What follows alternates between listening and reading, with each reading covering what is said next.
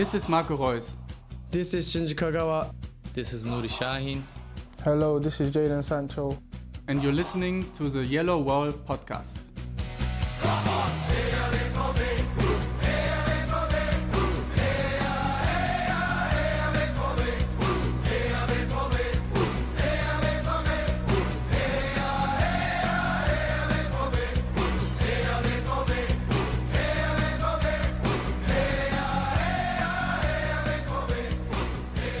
Hello and welcome to episode 453 of the Yellowwallpod. I'm your host, Stefan Butzko, and today we will talk about match day 1 of the Bundesliga against 1. FC Köln, our expectations for all three competitions going into this season for Borussia Dortmund, and we will predict the final league table. For all that and more, join me, Matthias Zug. Hello, Matthias, how are you doing? I was still cautiously optimistic last week, and then, of course, Harry Kane decided to go to Bayern, and now I'm just sad. How are you? I'm doing well, thank you. And also here, Lars Bäumann. Hello, Lars, how are you doing? Hello, Stefan. Tired as always, good as always. That's good to hear. So, I obviously did not include it into the intro because Dortmund, of course, did win their first cup round against TSV Schott Mainz, a 1-6 or 6-1 win, however you want to see it. Key observations were that Kobel and Schlotterbeck were healthy enough to play, which was necessary because Niklas Süle was out or subbed off after about 30 minutes because of minor back injury, and obviously he's expected to play against Köln. But that sort of illustrated how urgently Dortmund need another central defender, and other observations that Marco Reus, for whatever reason, cannot buy a goal right now, and that Dortmund still suck at set-piece defending because they, of course, did concede a goal against, was it a 4th or 5th division tier side? I'm not too sure. Lars, correct me. 4th. 4th. So, that's pretty much all I've got from that game. I mean, it's the first cup round. Dortmund advanced, and the game happened in the stadium of Mainz, which is a team and the game overall I want to forget. So me trying to look forward didn't work quite perfectly. However, what we can look forward to is, of course, the first match against 1. FC Köln, which happens on Saturday at 6:30 p.m. local time is the kickoff. So Dortmund start their season with the Bundesliga Topspiel. And why don't we start with the injuries? Because why the heck not? Out for that game will be definitely Duranville, Reina, and Meunier. And with Gio Reyna being out for that game, I am already demanding that he will be banned from the United States men's national team until he has at least one healthy half season, because he seems to pick up injuries every time he's on international duty. Questionable are Mecha Adiemi, who both didn't train this week, and Emre Can, who has some calf problems but is expected to play. And Süle, as I already said, is also expected to play because back in team training. And I think good news is that Bynoe-Gittens and Matteo Morey are fully integrated in team training again. Obviously, not quite sure if they are ready to play anytime soon because they've just recovered both from injuries, and in Matteo Morey's case, very special. So I don't know about that, but Lars, 1. FC Köln is a team that can make life very uncomfortable or can completely fall apart depending on what they are playing on. I don't know if Dortmund have a little bone to pick with them since they took a part in Dortmund not winning the championship, as they did concede a second goal to Bayern Munich in the, 88th or 89th minute to Jamal Musiala. So are we out for revenge in this match, or are we just looking forward and trying to continue where we left off from last season? I mean, if Dortmund were out for revenge, I think every single mirror in the team ground and locker room would already be broken because they don't have anyone to blame but themselves for last season. So obviously, I guess it was a tongue-in-cheek kind of question from you, Stefan. No, that definitely isn't a factor. It's just, first game of the season is always important just to get things going. Like yourself, I don't count the cup games in the first round, which are basically a bone the professional clubs are throwing the way of amateur teams, or used to be mostly amateur teams. Obviously now there's a lot of third division sides and fourth division semi-professional sides in the cup as well, but still it's not a real test for most teams unless you get a very unlucky draw. The first cup round is just smooth sailing, so I don't count that. And in so far, it's the start of a new campaign with a number of question marks, I guess, but also some reasons for optimism, not only because how most of first half of the year went in Dortmund's favor, but also because I think over the summer, while most will not be too happy with the transfer business they made, I think especially Master Sabitzer is a very good signing. Benzibaini so far looking reasonably good. Metscher, special case, unsure whether or not he's going to feature on Saturday. And also I would say the summer prep games mostly went all right.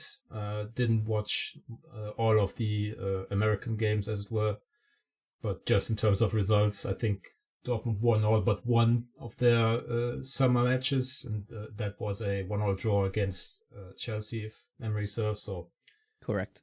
there's a bit of a run of results, and even in test games in the first round of the cup, it's always good to go into a new season on a run of results. And I think there's certainly a level of optimism around the team that might become kind of infectious come Saturday evening, because I think the atmosphere is once again going to be absolutely electric. Yeah, I expect that too. Lars, before we talk more about Dortmund, since you are a writer for Fußball.news and a little bit more in touch with other teams too than I personally am, how was Cologne off-season? Any notable transfers? Obviously, they've lost Skiri to, I think, Eintracht Frankfurt, if I'm not mistaken. So that is obviously already a big one. But other than that, I think Jonas Hector, of course, retired. Andre Duda left also. And Timo Horn, I think, is, he is no longer with the club, but he wasn't quite a key figure as it was since Schwebe is their number one goalkeeper. So, are there any notable changes for Cologne, or is it more or less same old, same old? Seeing as you mentioned Andre Duda, I'm quite certain, Stefan, that you have a list in front of yourself. But I would say the most notable signing is probably Lead Pacharada, the new left back.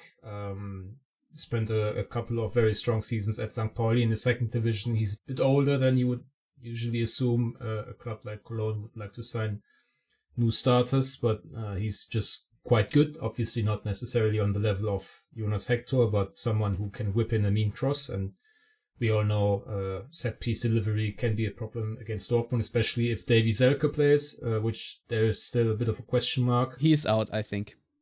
I read today that Steffen Baumgart was unsure, the Cologne coach, so I think I'm going to give him the benefit of the doubt. Fair. Steffen Tigges is out, so he can't hurt Dortmund again like last season. That was at Cologne. They also signed Luca Waldschmidt, former German international, on loan from Wolfsburg. He's had quite a decent preseason from what I gather.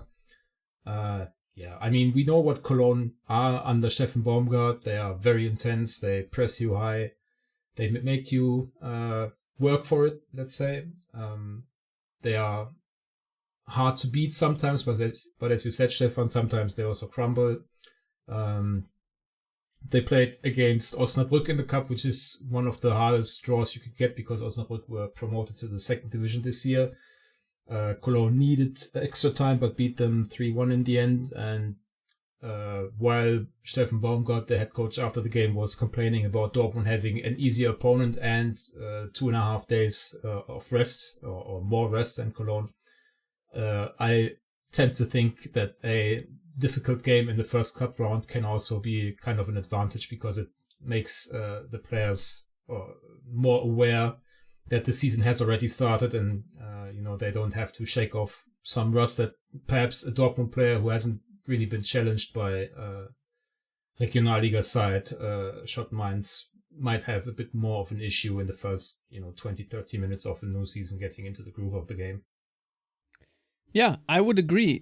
So now, Matthias, let's focus things a little bit more on the Dortmund side of things. Of course, I hope it's going to be a massive advantage that Cologne had to play overtime or extra time against Osnabrück and are now so tired that they will just completely crumble right from the get-go.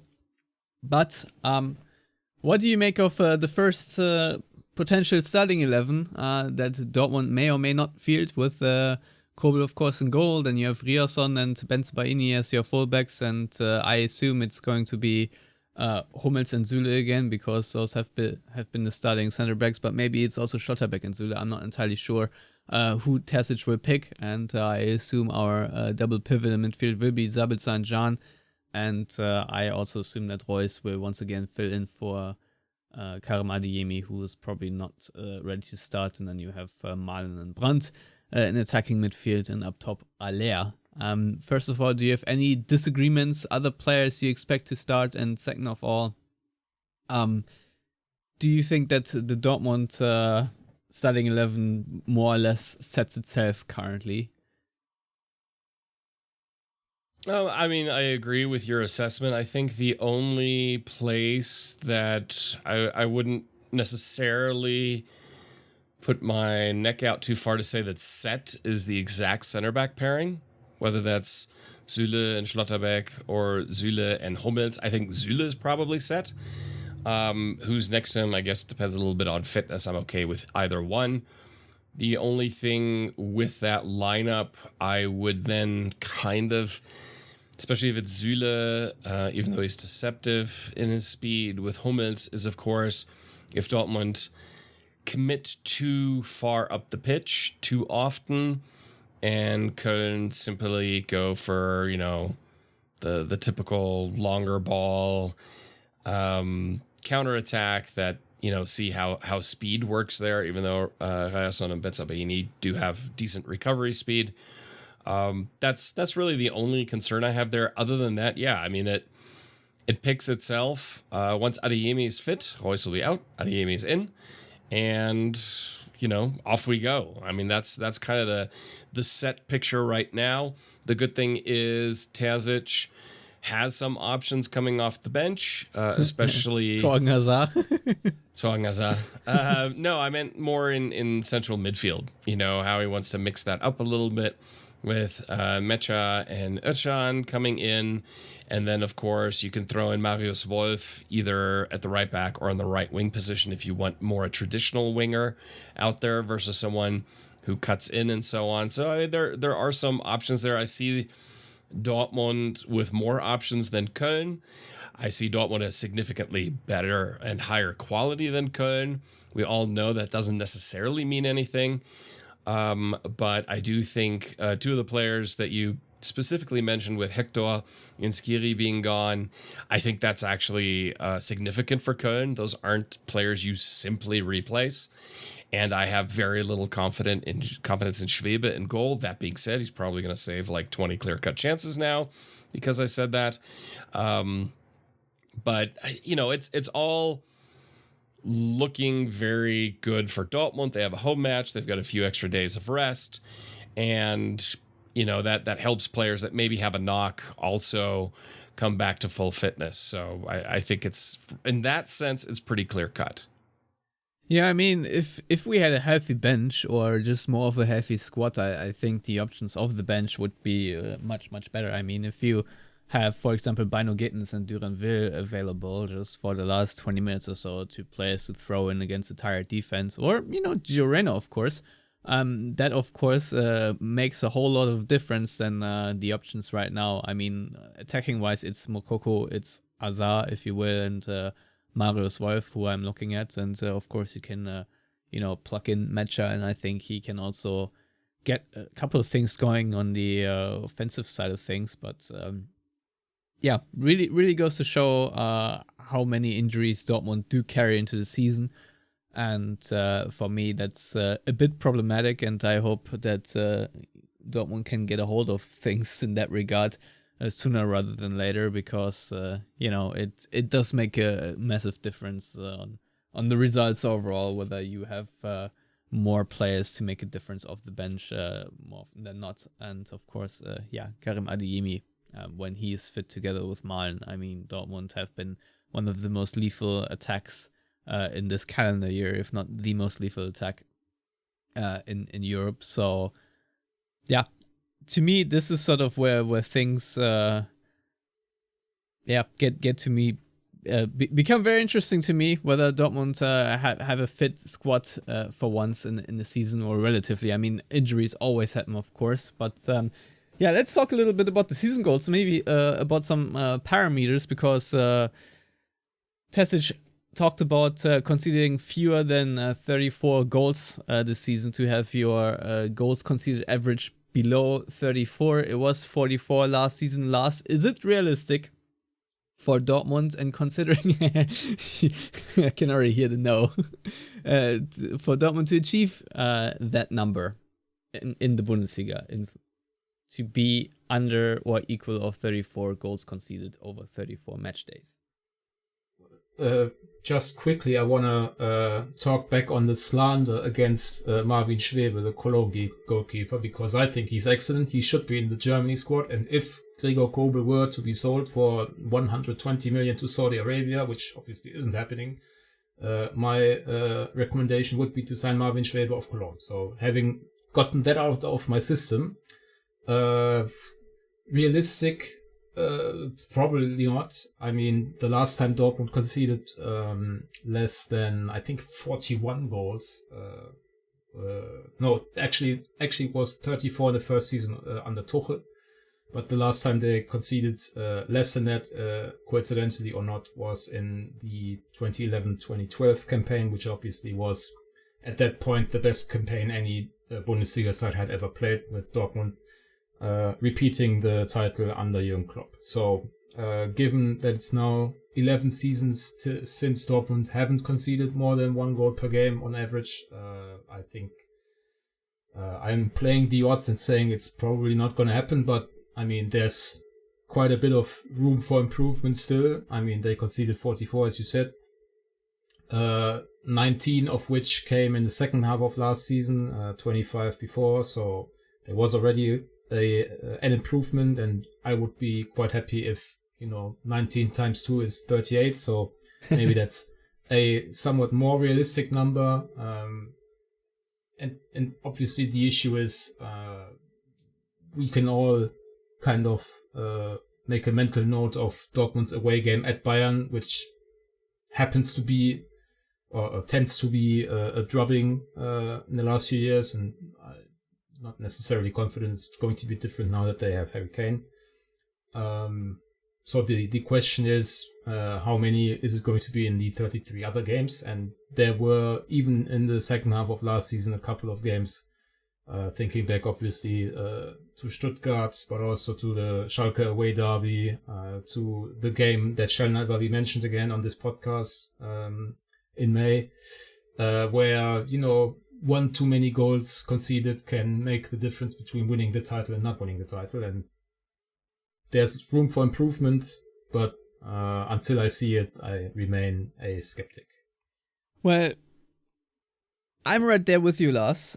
For my season goals, it's relatively simple. I would appreciate if Dortmund managed to just replicate what they did in the Rückrunde, and if you multiply that by 2, you end up with 80 points, 24 wins, 8 draws, 2 defeats. You score 104 goals and you concede 38. If this is the stats sheet at the end of the season, I'm going to be fairly happy, probably, unless another team has 81 points, and then people are not going to be as happy. Of course, everything is relative, but if you can just conserve that form, I think, which will be hard enough, that would be amazing. It will also be amazing if Dortmund conserve their home form, because out of the 17 home games, they had 14 wins, 2 draws, and 1 loss, which to me is relatively good. One could even argue last season they could have improved on that, because the game against Mainz certainly was winnable. The game against Bremen most certainly was winnable. And even the home match against Bayern, which ended in a 2-2 draw with a dramatic... and of course, one could argue that Dortmund could have come away with more than 1 point from that game, even still. But, there were obviously plenty of games where Dortmund rode their luck to keep all 3 points at home. But nevertheless, that sort of implies that I want Dortmund to improve mostly on the road.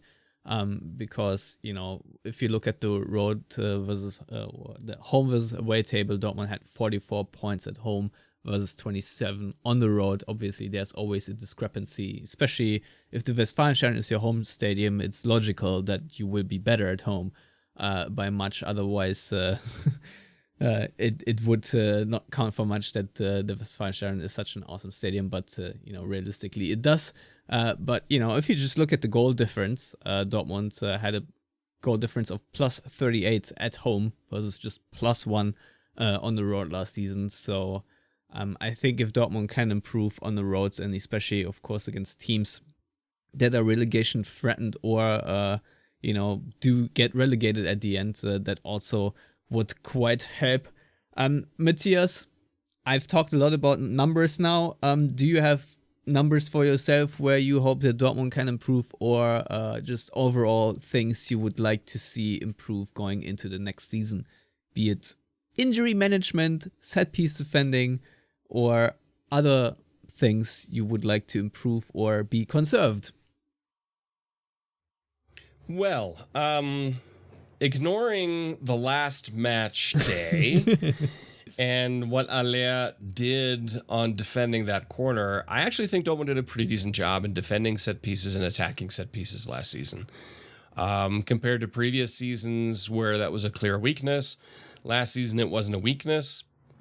We could even say it was a strength in many regards.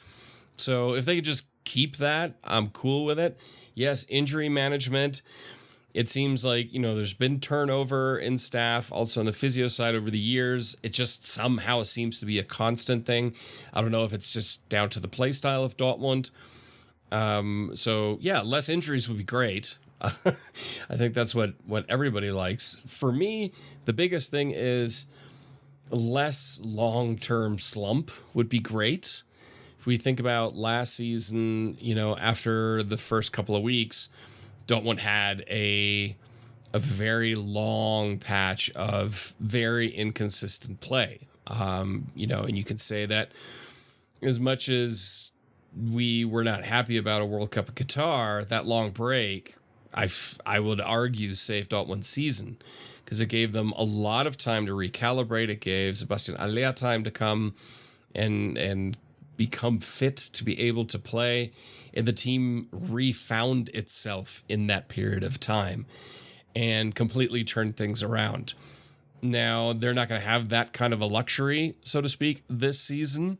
So you can't go in that kind of a slump, because if they go into that kind of a slump again this season, I don't think they're finishing second. In fact, I think they might struggle to finish top 4 in that case. So you can't have that. That's my main thing. Consistency. Replicate the second half of last season over 2 half seasons. That would be a dream come true. But I'm also realistic enough to believe that it's not going to be quite that hot all the time, but getting close to that. And then I think you've got really good chances in all of your competitions. Yeah, Lars, maybe we can already include sort of the expectations for the cup competitions, because Dortmund's Champions League form wasn't blazing, let's say, in recent times. So, what on-field improvements or good things to conserve would you like to see? Honestly, I think I can echo most of what Matthias said. Just that consistency that was reassuring in a sense last season, or towards the end of last season. Just going into almost every match day with a positive mindset, not expecting necessarily the next, I don't know, tough blow to the head or nether regions, with the almost typical Dortmund defeat against the worst side, where after the game you kind of scratch your head and go, what the hell was that? Which obviously they had quite a few of those games before the World Cup break. I remember with the exact opposite of fondness, the games against Gladbach and Wolfsburg to close out the Bundesliga calendar year. Those were two of the most abject, disappointing football watching experiences for a Dortmund fan, I would say. Hope draining, I would say. Yeah, I mean, at that point of the season, if anyone had told you that Dortmund had a chance of winning the title on the final match day, you would have put them into an asylum, basically. So, just be more consistent or keep that consistency up from the second half of last year. I definitely expect a better cup run, just because the last two seasons were very disappointing after Dortmund had really become somewhat of a specialist in the DFB Pokal.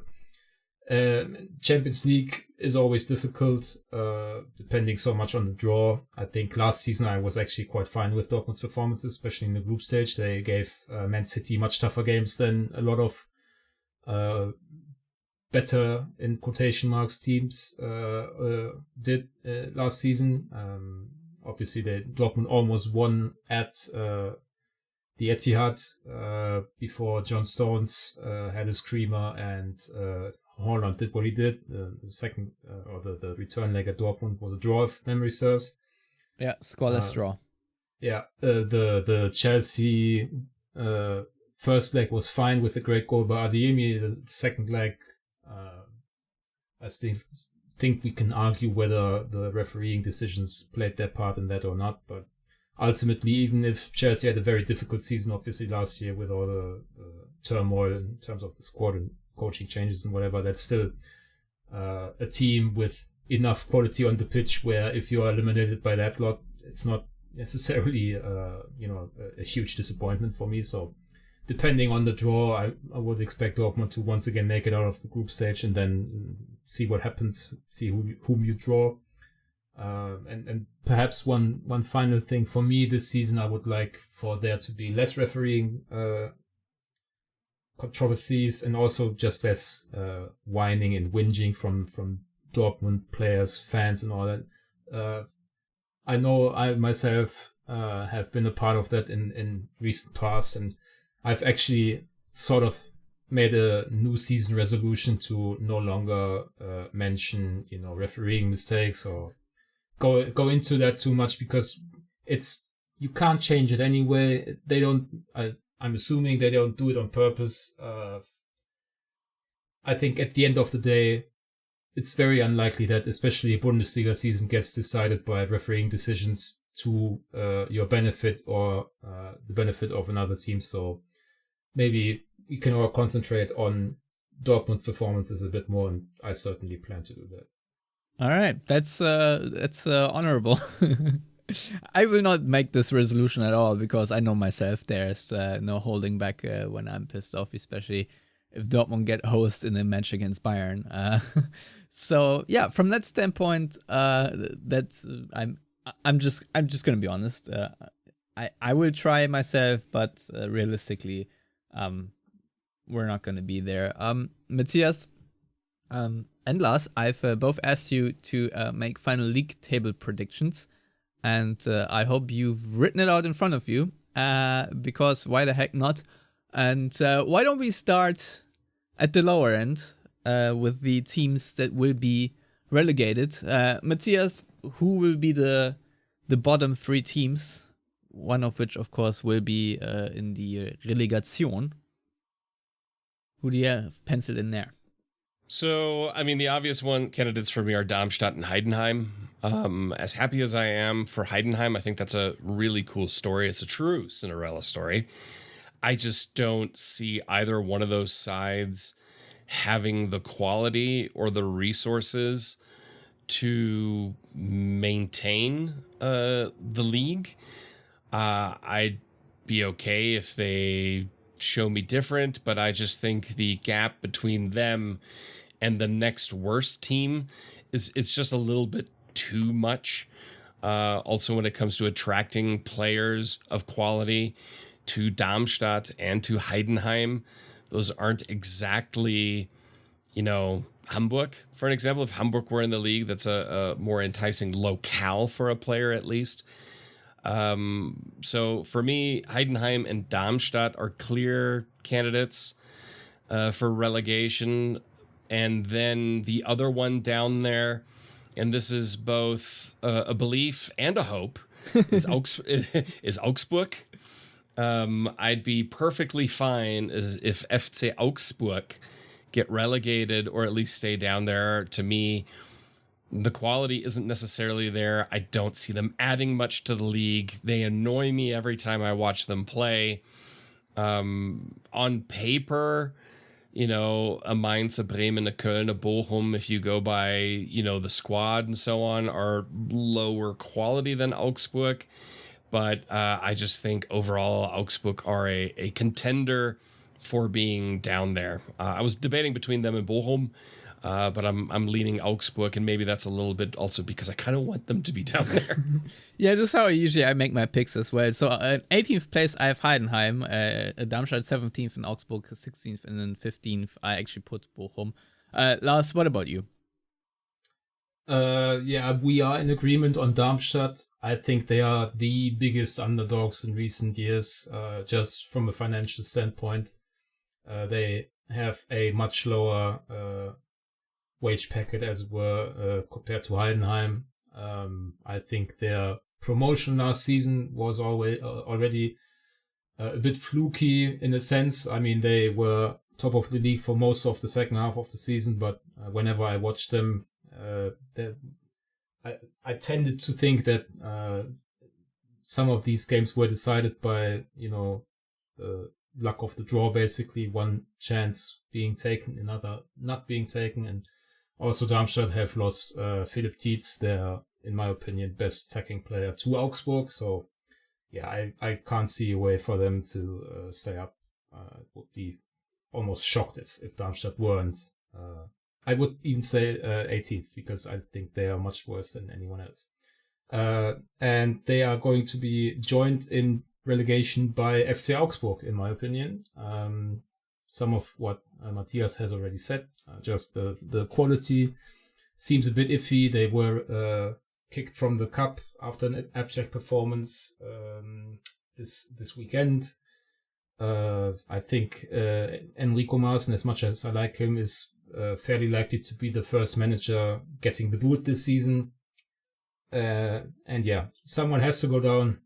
And I think after 12 seasons of Augsburg, it might. I looked it up today. It might just be their time. And I actually have Werder Bremen in the relegation playoff spot, because I'm not convinced that they did anything to strengthen their already pretty terrible defense.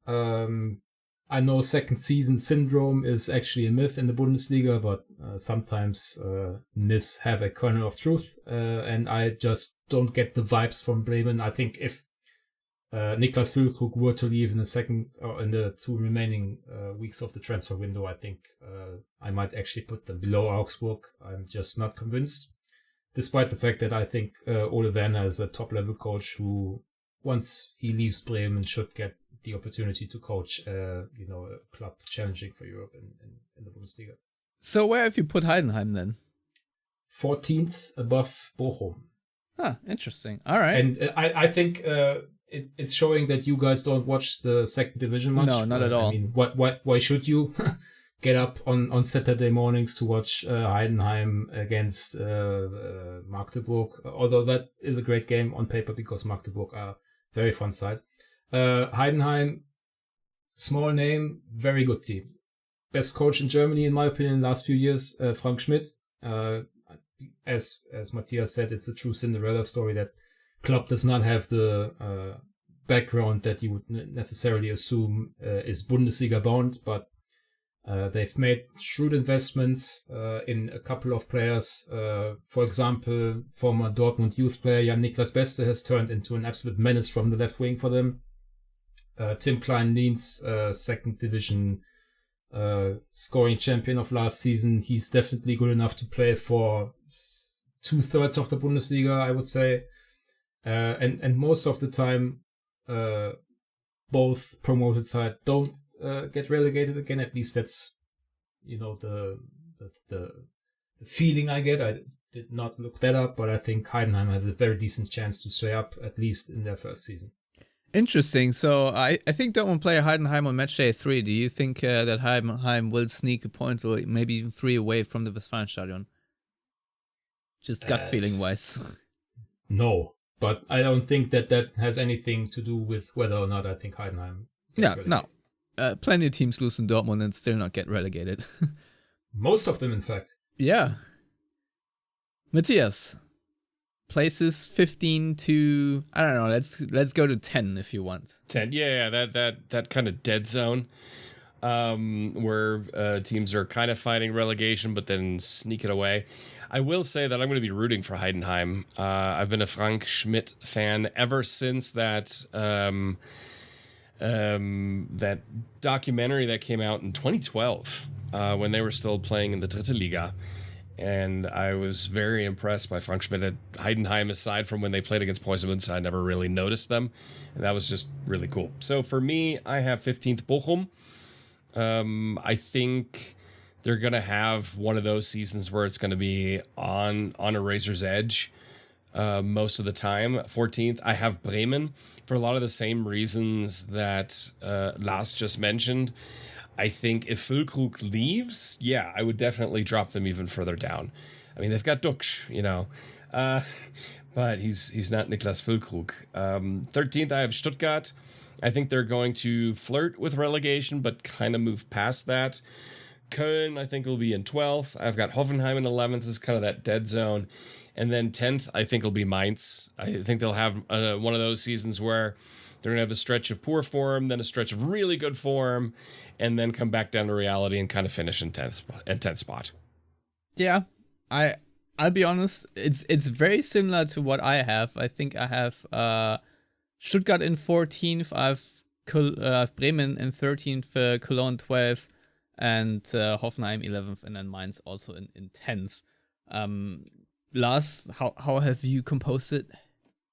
Yeah, it's almost the same for all of us, and I think that's basically going to be the consensus among Bundesliga punters, aside from Darmstadt, and for a lot of people, I guess, Heidenheim. Basically, everything from 10th down would not be a surprise to me, so I have Bochum 15th, Heidenheim 14th, Stuttgart 13th, Hoffenheim 12th, Mainz 11th, Cologne 10th, but as I said, any combination of those above Darmstadt wouldn't necessarily be a surprise. So I think these are the teams that are unlikely to be good enough to challenge for Europe, but most of them should not flirt with relegation too hardly. I think it's going to come down at the end of the season, as it did kind of in this past campaign, to final 2 match days, maybe 3 or 4 teams, and not 6, 7. Yeah. So then we move up into the upper half of the league table, and in 9th place I still have Gladbach. They might actually be lower. To be honest, I don't think they've made too many improvements, and they're sort of more in I don't know, still fall out of relevancy than more on the ascendancy. As far as I'm concerned, they very much seem in disarray, and every time I read any news about Gladbach, it's usually not great. So they're in 9th place. Freiburg I've put in 8th place, even though, I don't know, might finish higher. I feel like from here on out, it really is a toss-up, because Frankfurt I have in 7th and Union Berlin on 6th. Just because I think that Wolfsburg are going to play a good season, but that being said, it could also be just the other way, where then Wolfsburg are maybe in 8th and Freiburg are in 5th, or something like that. Lars, how have you done it?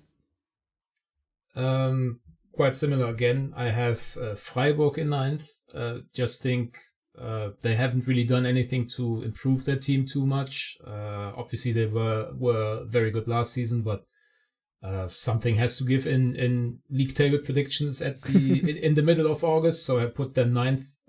I put Union Berlin 8th. not necessarily believing that's actually going to be the case because they usually defy expectations. But I just think on the outset of the season, with them playing in the Champions League for the first time, they cannot just toss that competition by the wayside as they did in the last couple of seasons with the Conference League and the Europa League. I think in the Champions League, if you do that, you embarrass yourselves. So Which might very well happen if you play Champions League for the first time. I mean, it could be, but obviously they have added quite a bit of quality. They signed now Robin Gosens and Kevin Volland in the last couple of days. What I think that most people don't really know what Gosens did at Inter Milan in the last couple of seasons, which was very little, and I watch every Inter game.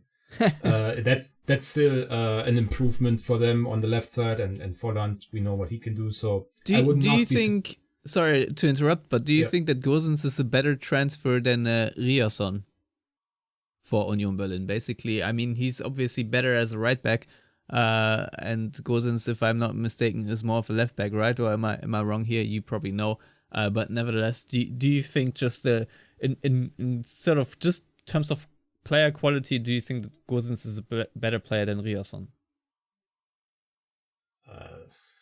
Depends on the system, I suppose. They are very hard to compare nominally, both fullbacks or wingbacks, but Ryerson more defensive-minded, Gosens basically an attacker playing left-back sometimes. So I find that question very hard to answer. So that's fair. I don't know. I think Gosens is a really good fit for what Union do, and it's obviously kind of neat that he finally plays in the Bundesliga for the first time at 29 after 16 international games for Germany.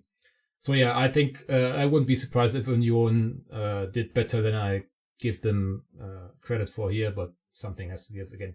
I actually think that Gladbach had a very good summer. I like Gerardo Seoane, the new head coach. I think he kind of got a raw deal at Leverkusen, being fired after a bad start of the season, when a few months before he got them into the Champions League in the team, for example, without Florian Wirtz, who had an ACL injury. And actually, Stefan, the vibes coming out of Gladbach are quite immaculate these days. They signed Thomas Quankara, I think it's the correct pronunciation, might be wrong, and Franck Honorat to replace Markus Thuram, Lars Stindl, and Jonas Hofmann. While obviously those are big names for Gladbach, the new signings have got on very well to start their Gladbach life. I think new signings accounted for 6 of the 7 goals they scored in the cup on the weekend. So I just think Gladbach know European football will help that kind of team where depth might be an issue, but they don't have to play midweek fixtures as opposed to Union and Freiburg. So I wouldn't be surprised if Gladbach snuck into 7th and thus quite possibly made it into Europe again. I have Frankfurt 6th, but that's definitely contingent on Kolo Muani not leaving. I think there's a decent chance he goes to PSG in the last couple of weeks of the transfer window, and in that case I would at least swap them with Union, if not put them even further down, because I think he's too instrumental for what they do. And I think, as you did, Stefan, I have put Wolfsburg in 5th. I just like a lot of things they did in the transfer window. Joachim Mähle from Atalanta is going to be one of the best fullbacks in the Bundesliga. Václav Černý is really good.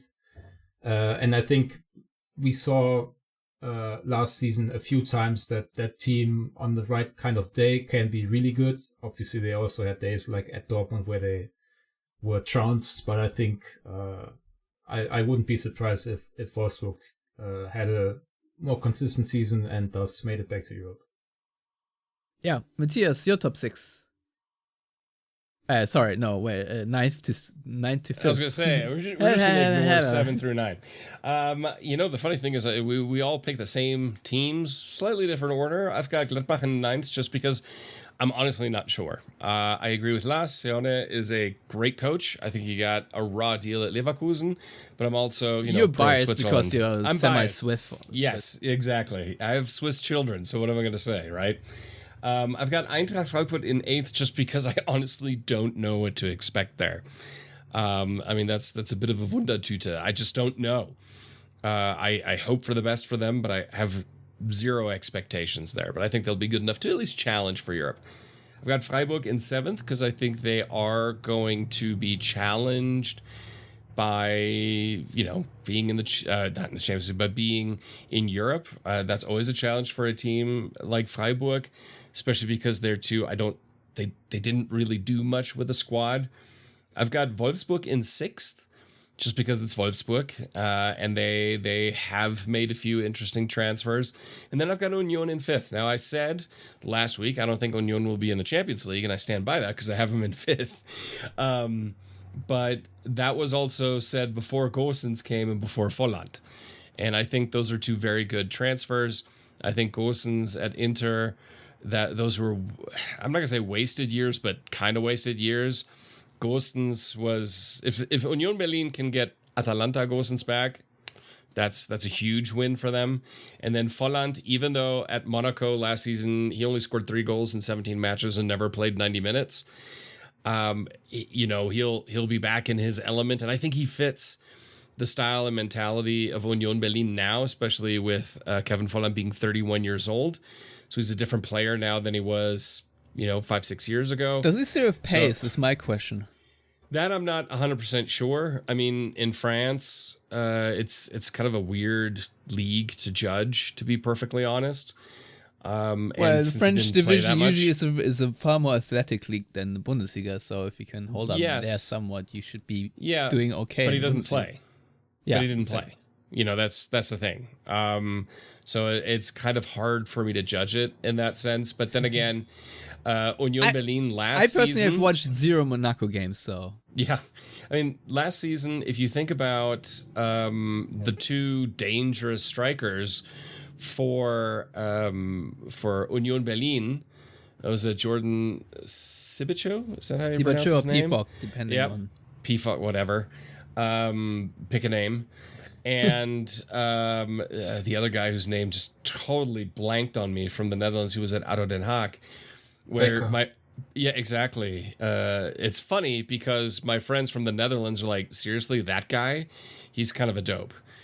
He's not a very good player, but somehow at Union Berlin he became an important player. So Volland is better, and so I expect more from them. I mean, who knows? Maybe they'll sneak into the Champions League. I doubt it, because I think the drop off between 4th and 5th when it comes to squads is just really pronounced this season.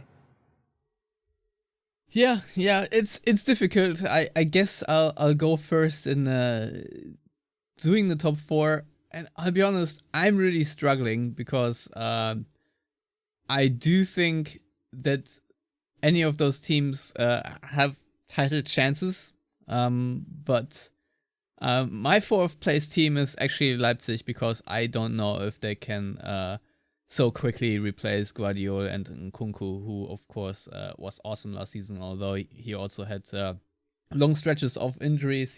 They also lost Szoboszlai and Konrad Leimer, and obviously looking at their additions, whether it's Xavi Simons from PSG or Sesko, I think it's all decent. I don't know if Christoph Baumgartner really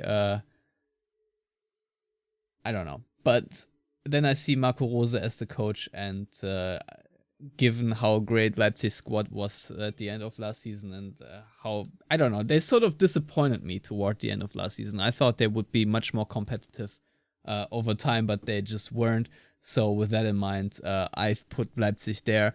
In 3rd place, I put Bayer Leverkusen, who are probably going to be picked among the top 3 a lot from the so-called punters, because they, of course, have won the preseason in in terms of hype and vibes. I don't know why, but with the contract extension of Xabi Alonso, who has been dubbed, I don't know by which newspaper, as the best German coach, or best coach in Germany, rather. I don't know. Of course, they have Florian Wirtz back to full health, and also made probably a couple of key additions. I don't know, but the problem with Leverkusen also is, as long as you have Radetzky in goal, and as long as you have Julian Tah in your lineup, I don't know if I'm so sure about them either. I feel like their defensive or backline is what's often holding them back. If I'm brutally honest, I'm also intrigued to see how Jonas Hofmann performs in midfield, and of course, their biggest loss is Moussa Diaby. So sort of third place for me, and in second place, drum roll, I've put Bayern. Because of course in first place I'm putting Dortmund, and Bayern are in disarray. Thomas Tuchel is losing the plot after the first game in the Super Cup, calling his team incompetent and admitting that they actually didn't train for the last 4 weeks. So they're all losers, and Harry Kane brings a certain element of Spursiness, which will make Bayern drop enough points for Dortmund to win it all. So that is my season prediction. Lars, bring me down to earth. I don't know if I can, Stefan. I have put Leverkusen fourth. I don't agree that Xabi Alonso is this wonder kid manager. I very much disagree too. But those are the vibes. Those are the vibes. If you look at the league table from the day he took over, I think he won like 5 or 6 points more than Niko Kovac did at Wolfsburg. At least at some point of last season, that was true. It might have become a bit more at the end of the season, but well, they did beat Bayern. At least they've got that going for them. Who didn't in the second half of the season outside of Dortmund? I just haven't really seen it yet. I think there's a bit of romanticism because he was a great player to watch, and obviously kind of a cool player as well, good looking guy, all that. I think actually if he's that good as some people say, and I think it was the magazine Elf Freunde, Stefan, who dubbed him the best coach in Germany, which I think is almost a ridiculous statement to make after however many games he's only done. But if he's as good as promised by some, that's going to be an issue for Leverkusen, because if that's the case, I think he's off to Real Madrid next season, because Carlo Ancelotti's leaving, and obviously him having a background at Real Madrid, having started coaching there as well. So you're saying they extended his contract to reap a nice coaching fee, since this has become a thing in modern football as well? I don't think a contract extension for a head coach means anything if Real Madrid come knocking. No. So how much money they get, I don't know. Maybe they would like to get a youth player in there or whatever. But I have Leverkusen fourth. I think they have definitely improved with Alejandro Grimaldo left back, Granit Xhaka central midfield, Victor Boniface, who I always thought would be Boniface, but what do I know? Not Boniface. No, I could rule out because he's not Italian, Stefan. But he seems to be the real deal. I obviously did not watch much of Royal Union Saint-Gilloise, or however that's pronounced, from Belgium. Probably like the cigarette. That's Gauloise, and spelled quite differently. Is it? Yeah. Well, I don't smoke, so there you go. Yeah, neither do I, but I can read. I think I wouldn't be surprised if Leverkusen, the eternal preseason darlings, actually did have a great season and maybe even finished in top 2 instead of top 4. But alas, there we are. I have put Borussia Dortmund in third because I remain unconvinced about squad depth at some important positions. I still think it's quite risky to go into the season with Emre Can as your only defensive midfielders, meaning I don't trust Salih Özcan to play there over an extended amount of time, so I would have liked to see someone being signed to cover that position. I think it's dangerous to think that Emre Can is now the epitome of consistency after he's had one good half season after, 6 or so mediocre to disappointing half seasons at Dortmund. Wow, you sound like me. I also think 3 center halves of note is too little, especially with one probably ending his career at the end of the season and the other Schlotterbeck being injured on and off since March. I did say earlier I expect him to have a better cup run. maybe that makes up for some of the deficiencies in the league, but ultimately, I think the margins between second, third, and fourth are going to be fairly small. So, third for Dortmund might just as well be second. In second, I did put RB Leipzig. I didn't actually watch the Super Cup, so it's not colored by that impression, but I just really like what they did on transfer market. Obviously losing a lot of players. Nkunku, in my opinion, the best player in the Bundesliga over the last 2 seasons, despite all his injury problems, and now he's injured at Chelsea as well. But I think in Xavi Simons, they have probably made the most interesting attacking signing in the Bundesliga outside of Harry Kane. Also, Šeško is really good. Niki Seiwald is really good. I don't know Lukeba, who they signed for defense, but Leipzig haven't missed with central defenders over the last few years. So, if Leipzig didn't start the last season terribly under Domenico Tedesco, they probably would have been there with Dortmund and Bayern on the final match day, or there or thereabouts at least. And I just think there's a pretty decent chance they put it together more consistently this season. But despite all this Premier League-like talk of a top 4 in the Bundesliga, and we all have the same 4 teams in some order, I do believe there's still quite a big gap between my Bundesliga champions and second, third, and fourth. And I am predicting Bayern Munich to make it 12 in a row. I don't think it's going to be as close as most people say. Even though I wouldn't be surprised if it kind of turned out like the 17-18 season where Carlo Ancelotti was fired after like 3 or 4 or 5 or 6 match days. And then old Jupp Heynckes came off the bench out of retirement in a literal sense because he's old as fuck. I wouldn't be surprised if things go awry for Tuchel and he, does Tuchel things and has a falling out with too many important players. He's probably lucky that Manuel Neuer is injured for a few more months, so he's not someone he can have a problem with. But even if that happened, I think Bayern could call in whomever to coach that team.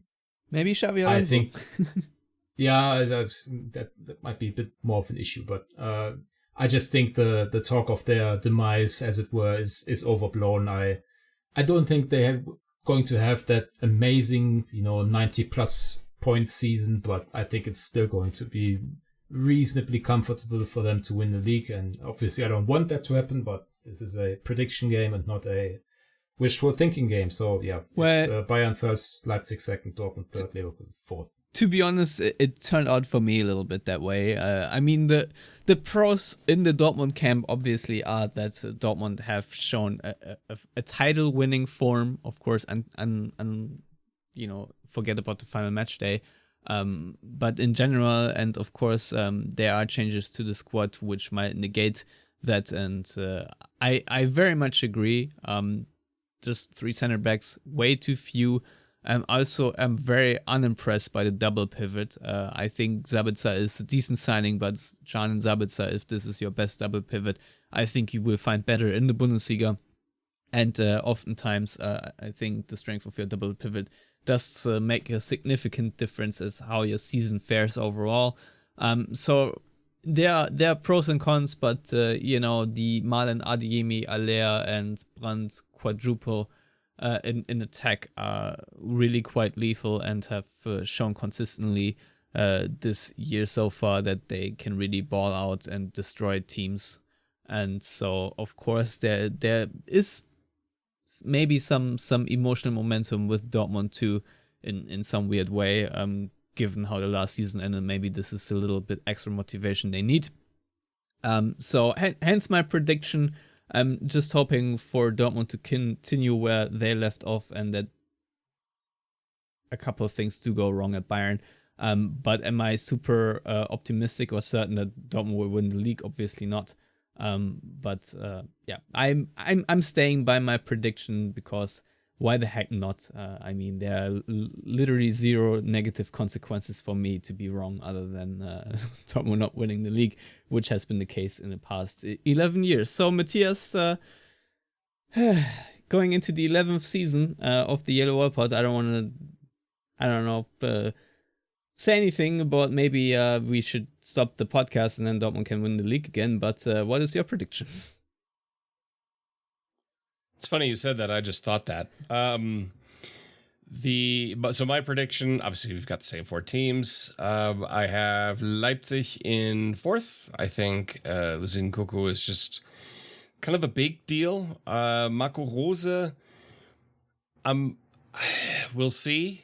I think last season they lost some matches where I just didn't quite understand it. I think they'll have their Rose slump, like there was at Dortmund, like there was at Gladbach. I think, and they had a little bit of that already last season at Leipzig.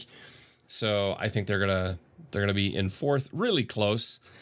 I mean, you can swap them or Leverkusen, and I think you're pretty much dead on. I think you'll be within a point or 2, if you know, or maybe goal difference at the end. I think Leverkusen overall are in a slightly better position, maybe. I don't know.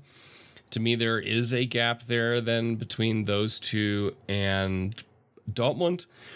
If the rumors are true, if it's to be believed that Bella Kotschap could be a serious transfer target for Dortmund to add, there is some good depth then to central defense in a young player who's, I believe, already had a Germany call-up. With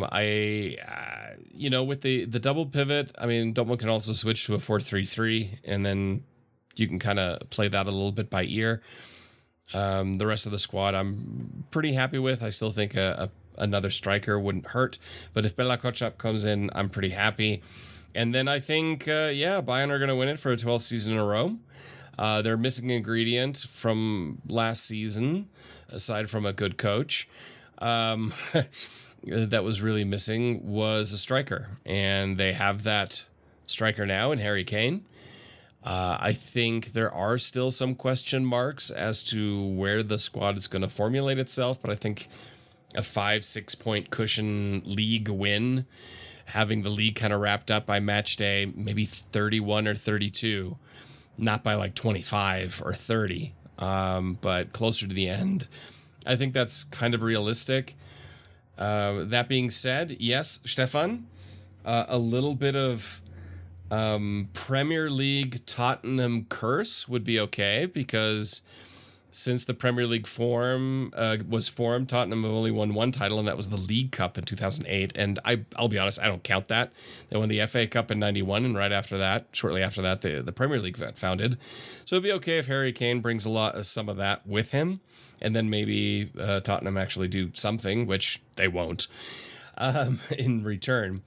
But that's unfortunately, I think Bayern are going to win it for a 12th season, and more comfortably than last season. But the wild card for me, as already mentioned, is Thomas Tuchel, because he's a difficult person, and him and other people don't tend to get along for very long.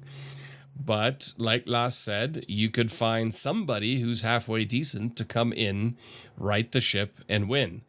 And so, who knows? Maybe if everything blows up by the end of the season, after next summer, you'll have Hansi Flick back after he gets sacked as Germany manager. Yeah, I don't think they're going to re-sign Nagelsmann, but there's certainly options out there. I feel like the Bayern might realistically clinch the championship on match day 31 when Dortmund play away to Leipzig. Maybe this is sort of a time where this gets decided. Dortmund play on match day 30 at home. They host Leverkusen, then they play Leipzig away.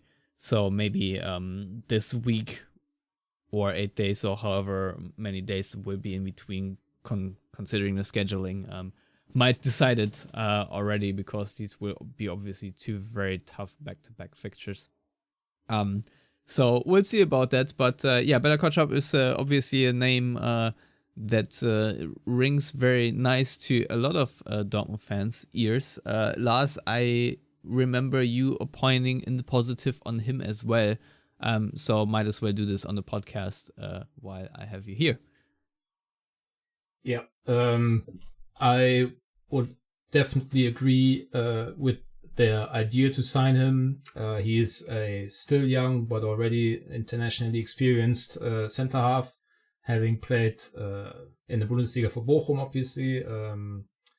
Moved to Southampton last year for a reasonably hefty fee. I didn't watch Saints too much, but from what I gather, he had an okay first season in the Premier League, which is always difficult for a young international defensive player, having to get ready for, that jump in quality in terms of the players you face. I don't think you should hold their relegation above his head. I think there's definitely other candidates for that. And he's also, as Matthias alluded to, already received a Germany call-up. He's got, I think, 2 matches for the team under his belt. Been, I guess, fallen behind Malik Chaw in the last few weeks because he, of Milan fame, has made, as perhaps the only international player for Germany other than Niklas Füllkrug in the last few months, a positive impact on the team. So I think Bela Kotchap definitely wants to leave Southampton because he's not going to the Euros playing for a championship side. That's just not going to happen. The big issue is that I don't think Dortmund can afford a 20-odd million transfer fee right now. I think Sebastian Kehl has basically said as much, in other words, when he reminded us how much of the Bellingham fee can actually be used on transfers. That money is basically gone with Sabitzer and Mecha. I don't think Dortmund can get rid of, in quotation marks, of Torgan Hazard just because he wants to stay, which, fair enough. They both agreed to a contract. And Thomas Meunier, who's injured right now, so I don't know if he could even pass a medical. And without those two leaving, even without fees, just with, the potential to not pay them too much. I'm missing a word here. Einsparpotenzial. I just don't think they can afford buying Bela Kotchap. So if it's a loan with perhaps a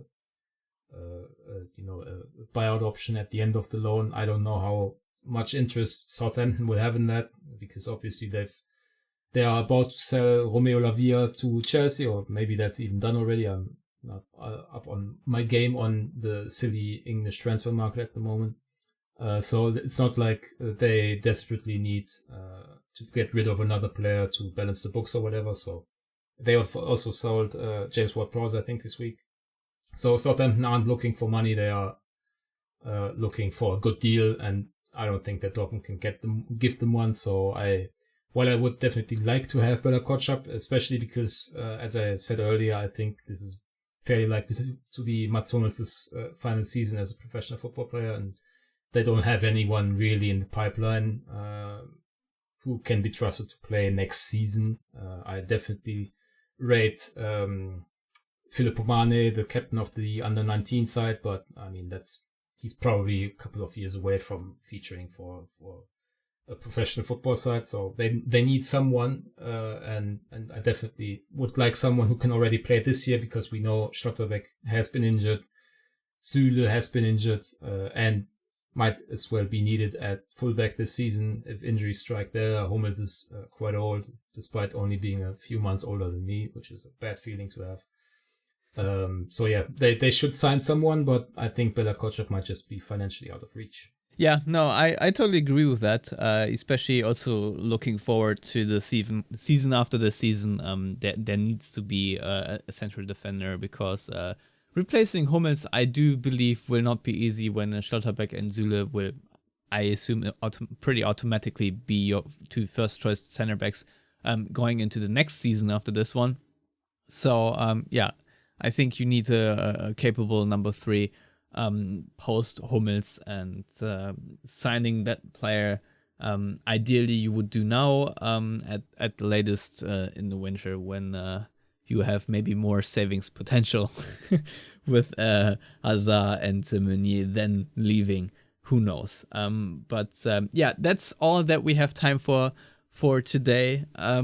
Both of you, thank you so much for coming on and starting us off into the new season, because yes, the cup game was nice and all, but it still more felt like a friendly than an actual competitive game, even though on paper it was. So yeah, I will see you on the flip side of the Köln game. Matthias, you already told me that you don't have time next week, so here's hoping Lars will be available. All right then, and with that, as always, everyone out there, thank you for listening and goodbye.